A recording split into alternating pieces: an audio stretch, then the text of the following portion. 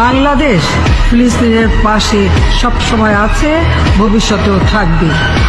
একজন মা হিসেবে, রাজনীতিবিদ হিসেবে আমি বিশ্ব নেতাদের কাছে অনুরোধ করব, আপনারা বন্ধ করেন এই যুদ্ধ, বন্ধ করেন এই অস্ত্রের খেলা, এই অস্ত্র প্রতিযোগিতা। ইসরায়েল প্যালেস্টাইনের উপরে হামলা করেছে, প্যালেস্টাইনে তো মানে অর্ধেকের বেশি জায়গা তারা দখলই করে ফেলেছে। তো এই যুদ্ধ বন্ধ করতে হবে, আর প্যালেস্টাইনবাসী তাদের ন্যায্য জায়গা তারা যেন ফেরত পায়। কিন্তু আমি সব সময় যেখানে আমি কথা বলছি, আমি আমার কণ্ঠস্বর চাই, আমি প্রতি জায়গায় এর প্রতিবাদ করে যাচ্ছি। কারণ প্যালেস্টাইন আবার তারা তাদের আরব ভূখণ্ডে তাদের জায়গা তারা পাবে, এটা তাদের অধিকার।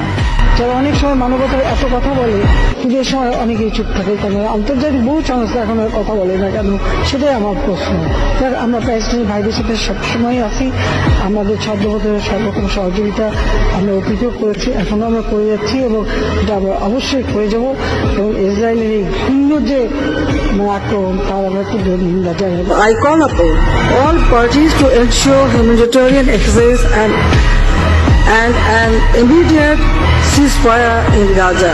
তো প্রত্যেকটা মসজিদে জুম্মার পরে এবং অন্যান্য ধর্মীয় প্রতিষ্ঠানগুলিতে যেন তাদের জন্য দোয়া এবং প্রার্থনা করা হয়। আর শনিবারে আমরা একটা দিন আমরা শোক দিবস ঘোষণা করেছি, সেই দিন আমাদের পতাকা অর্ধনমিত থাকবে। About Gaza, we always against any genocide. What is happening in Gaza, I feel it's a genocide, so we never support it. The Gaza people, Palestinian people,